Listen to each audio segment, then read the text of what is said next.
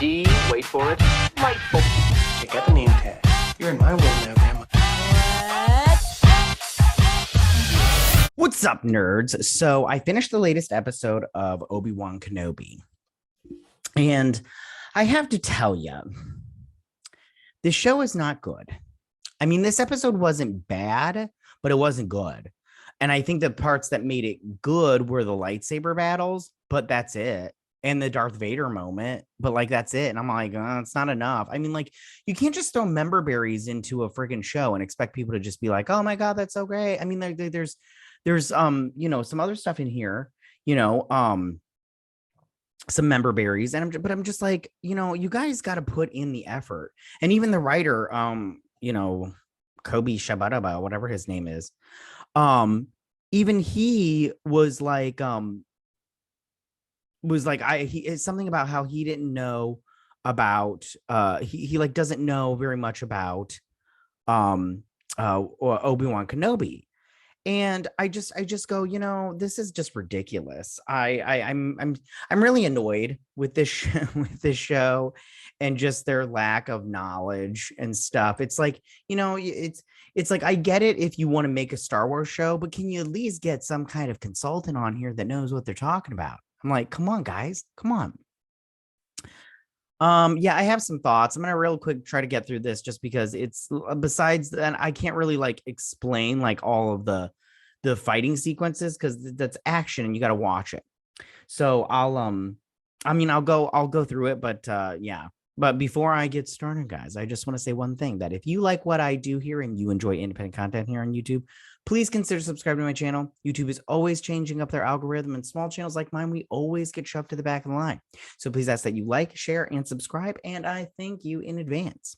So now I got that out of the way. Let's get started on this. So it starts off with Obi-Wan waking up after that fight with Darth Vader. That's so good fight. That fight of the century, a rematch of the century. And he's on this ship with what's-her-face.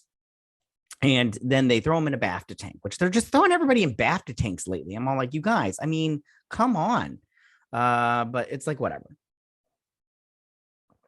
So then he's having memories and stuff and of the fight, and he wakes up and she's like, no, you need to stay in there. Your body isn't healed and everything. And he's like, screw that. I need to get out of here. So we go over here. Now I want to just say right now, this is called, and I mean, it's called Fortress Inquisitorius. And this is from the Fallen Order game. I've never played the game, but I watched the cutscenes. It's really good. It's really good. It's got a great story. There's a lot of rumors that the main character, I don't remember his name, is going to show up eventually, but I don't know if it's going to or not and everything. But if it does, cool. But I'm glad that they added this in here and everything, but whatevs. So that's fun. That's a little member berry. I mean, like, of course they would do, because this is where the Inquisitors hang out and everything. So we go over here to Fortress in Inquisitorius. That's Inquisitorius. That's a long, very long, wordy name. Inquisitorius. Okay, and we go over to Leia. This little girl is not a very good actress, in my opinion. I do not think she does a great job. But she does an okay job as a child actor. But as far as acting goes, it's not exactly what I'd call Oscar winning. And she's all like, so then Reva comes in, also not a very good actress in this, at least. I've never seen her in anything else, and I don't care what you say about me, but I'm going to judge Judgy Wudgy was a bear. Arr.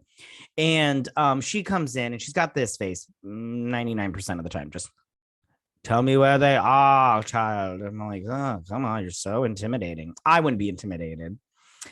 And she's like, I'm not going to tell you anything. So then they go over to this planet. I don't remember the name of this planet. Oh wait, Mushku. It doesn't matter. And Obi-Wan comes in, and we meet Sean Jackson. Sean Jackson. Anyways, so this guy on Twitter, when Moses Ingram was getting all the hate DMs that she was getting, he put out a tweet responding to this one O'Shea Jackson, yeah. He put out this one and probably kills them that James Earl Jones is Darth Vader. No, everybody loves James Earl Jones as Darth Vader. You don't know what the hell you're talking about, stupid. And then it says they are gonna love finding out what my character does. Nobody, and like, so he's like trying to talk mad shit and everything, and his character is a big nothing burger, big nobody. So maybe next time if you're gonna talk shit, maybe you should know what you're talking about. Also, not a Star Wars fan. He just took the paycheck, which I get. Like, this is the thing. I don't get mad at anybody for taking paycheck, but if you're gonna talk shit like this, know what you're talking about, because or you can just like, you know, shut the fuck up. Okay. And you need to shut the fuck up. Drink a big glass and shut the fuck up, stupid. So anyway, so he's all sitting here and they're like, we need to go and everything, or we need to go save them. And he's like, no, I'm not going to give up this base. You know, my wife, oh, look at that shit-eating grin. My wife, she was force sensitive and they took her. And I'm like, okay, sorry. And everything. So now he's like, you know, shuttling, you know, force sensitive people. Good for him. But they're like, we're going to go save her, dude. He's like, oh, fine. I'm going to go save a little white girl. So he shows him the moon, the water moon, and where the planet is, or where the base is on the moon. And this one, I don't remember her name. She's all like, I might still have clearance codes to get into the base and everything. So they've hatched their scheme and they're going to do it. Yay. Yeah, that's pretty much it. So that's all that they're going to do. So then he's trying to use his force powers, trying to, you know, get his arm back up in shape and everything. And I'm like, well, maybe you should have stayed in the BAFTA tank, dummy. And so she's all like, you're not at your full strength, though. You will be, though, and everything. And they're going to go save the day. So then Leia's in here and she's all sitting here and like, Leia, if you just tell me where this underground railroad is, I'll let you go. Easy peasy lemon squeezy. And she's like, you know, Obi Wan's dead. He died. How? And then she's like, how did he die? She's like, in a fire and everything. Look at her. And it's the same base. And so she gets on the ship and she's on the base and she's walking through the fortress. And she gets to this, and then this white man has the nerve to question her for her access codes. And I'm all like, yeah, because it's a freaking base. That's how it works. You can't just walk onto a base. Even if you're an officer, you have to show credentials. Duh. And then she's all like, you don't have jurisdiction here. And she's like, I have important information. Are you going to stop me, little white man? And he's like, all right, go ahead. Me personally, I'd just be like, yeah, I don't care who you are. I'll take the lashings for it, the tongue lashings for it, honeybee. But that's me. So she goes down and sits down at her cubicle, and she goes through here, and I didn't pull up a picture of it. Bummer. And so he's going through the water, and he's got that little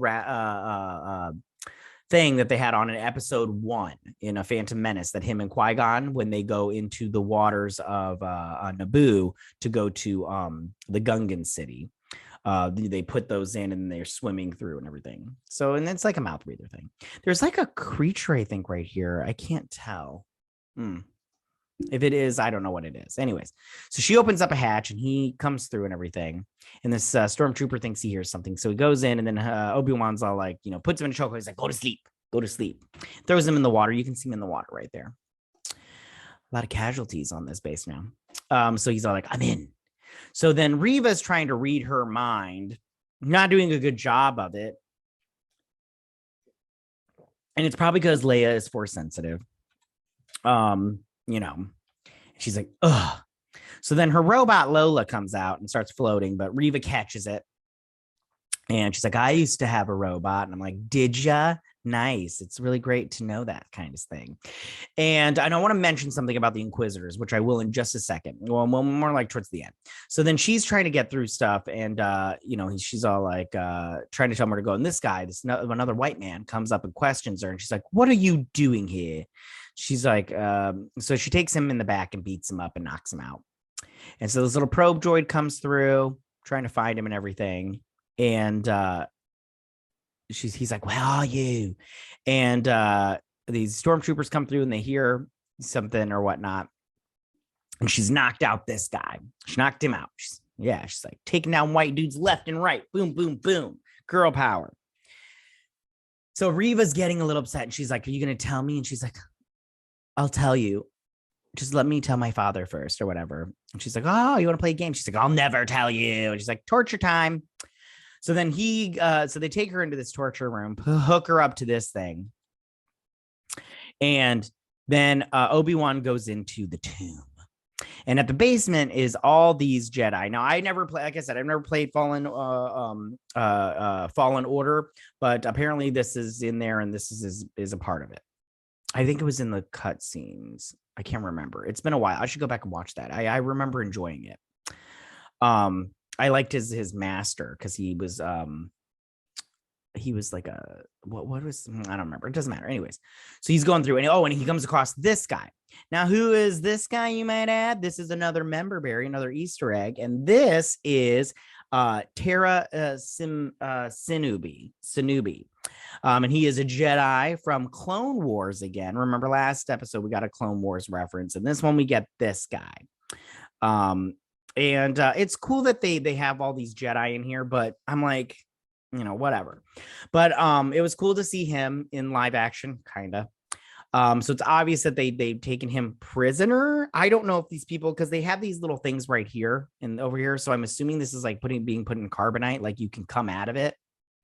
And if that's the case, I was like, Obi-Wan, why don't you just start taking everybody out? I mean, they don't have lightsabers, but at least they could use the Force, And so she comes in and she's like, are you going to tell me? And she's like, I'll never tell you. She's like, all right, torture time. So she goes to torture and he's going through. I don't know who this guy is. I don't know who that guy is. They might have been in other stuff, but I don't know who they are. I didn't recognize any. But so there's some more torture going on.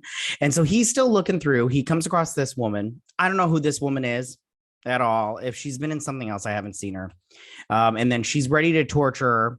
He comes across this Jedi woman. Again, don't know her. And then he comes across this little Padawan boy. And I'm like, oh, you can save Leia, but you can't save him. I mean, they've got these little things right here. So it's like, can't you just like turn it on and like and take him and get him out of there? But no, Obi-Wan doesn't care, probably because he's a male. So then he hears Leia scream and everything, like with the Force.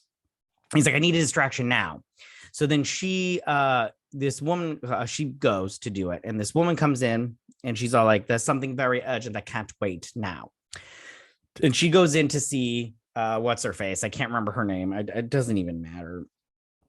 And she's like, I have new important information from you. The Underground Railroad, the base of operations is on this planet. And I know how they do it. And this is how they do it. They get the cargo ship, yada, yada, yada. And she's like, you're lying. And then so she's sitting out here, the lights go out. And then we get a lightsaber time. And he's texts these two up real quick. And then she's like, you saved me. He's like, I came for you, my dear, my adopted daughter. And then so she's all like, you're a spy. And she's like, you're right, I am a spy. I've been spying on the Underground Railroad for quite a while now. And so they're walking through and the probe droid sees them and it alerts him. It's like, woo, woo. And so she's all like, listen, she's like, we're going to take you into custody and we're going to interrogate you. And if you survive interrogation, then we can see you're telling the truth. And so then he's running through and he's using the lightsaber to block all these blasts from these stormtroopers and from that probe droid. And he's cutting him down pretty good. And it was really nice to see the lightsaber action, but that's the only like saving grace of this episode. I mean, like, yeah, I'm like, like this little girl, her acting is not that great. So he's still blasty away. And she's walking. And so these guys are going through and then he takes these guys out. But one of the bullets, the laser blast, ricochets into this glass right here and it starts to crack. And of course, because they're underwater. And he takes them out. But then these guys are coming down the hallway. They're like, we're going to take them out. We got them. There's like 15 of us. And so he's doing all the blasts, blocking all the blasts. Which, by the way, his lightsaber work is not as top notch as it used to be. But whatever. It's fine.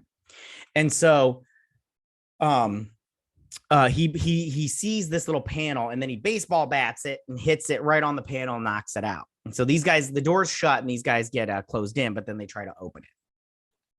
So the glass is cracking, and Leia's all like, Obi Wan the glass. And he force pushes it.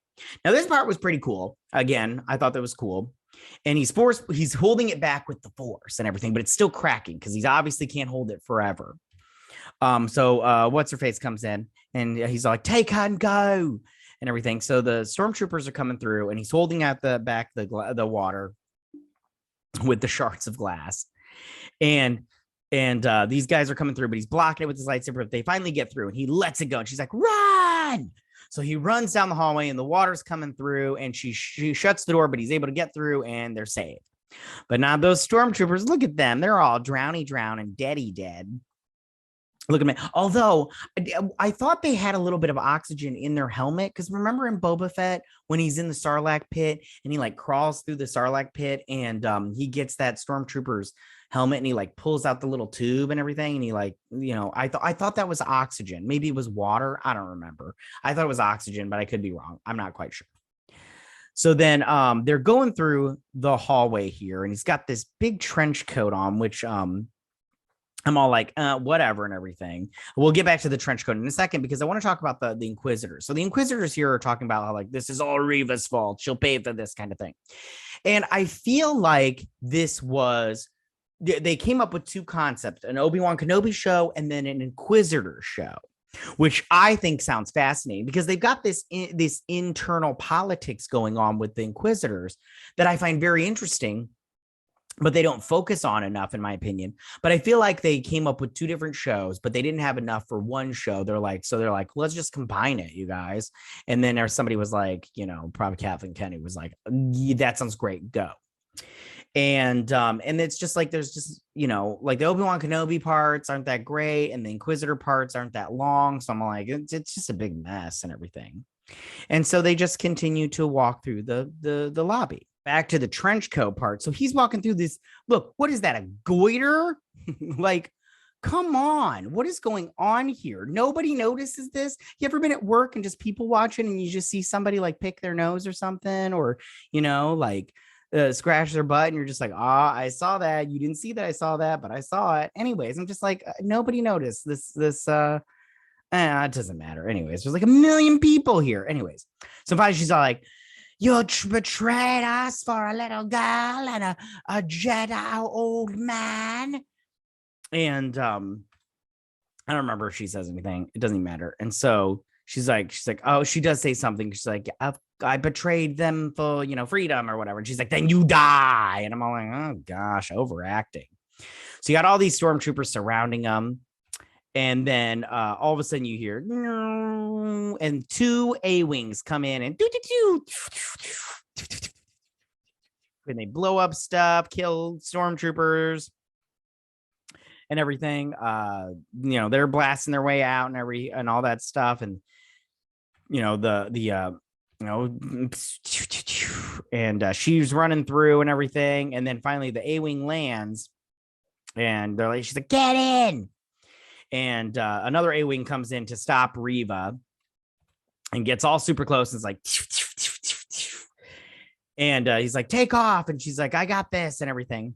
I don't remember his name. It's like Will or something. And then he starts to go. And then second brother, whatever. He's like, you're just going to let them go. And she grabs this little box and throws it at him. And it hits his A-Wing, and he explodes and he lands in the ocean. Bye-bye. She's like, oh, no, not my wife had. And he's like, you are so dead. Vader is going to be pissed, just so you know. And she's all like, what she's got always, all the time, resting bitch face. So then Vader comes in, and of course he's pissed. And he force chokes her and lifts her up. And he's like, you are incompetent. You will now die. And she's all like, I let them go. I put a tracker on the little girl. He's like, I underestimated you. And I'm like, did you really? Because like anybody could have put a tracker on somebody. Like, come on. That would have been the first thing I asked. Did you put a tracker on anybody? But no, it's like, whatever. I'm so mad James Earl Jones is Darth Vader. Sean Jackson, fuck off. Anyways, so they land on this ship and they fly off, and there's O'Shawn Jackson, just mentioned him. And he's like, how'd it go? And she's like, we lost Will. He's like, bummer. And so they're sitting here and they're all, trying to, get over their loss. And she puts her hand in his and they look at each other. And then it heads over to her robot where that's the tracker. It's in the tracker because she's like, wherever they go, we will find them. And that's where the episode ends. And I want to say a couple things besides the fact that this is not a good show. I did like all of the lightsaber stuff, but like other than that, this episode wasn't that great. I mean, we just need to be honest with ourselves. It wasn't that great. But I mean, it wasn't a total abortion. It just wasn't anything special. And then also, I'm sick and tired of Star Wars shows and shows in general of doing this thing where they have a man or something in case of like Birds of Prey, a woman, but they're just saving a small child and it's a female child or 99% of the time. I think Grogu's a boy. And I'm just sick and tired of it. Like, stop having these older people save children. It's not good anymore. It sucks. It sucks. Okay. It's a trope that everybody's sick and tired of seeing. And it's a trope that makes me go, you can't write a story because this is all you know how to do. And you may have done it good the first time, but the second time it's like, okay, that's all right. And then by the third and fourth, fifth, sixth time, you're just like, all right, cool, whatever. And I'm tired of it. I'm just tired.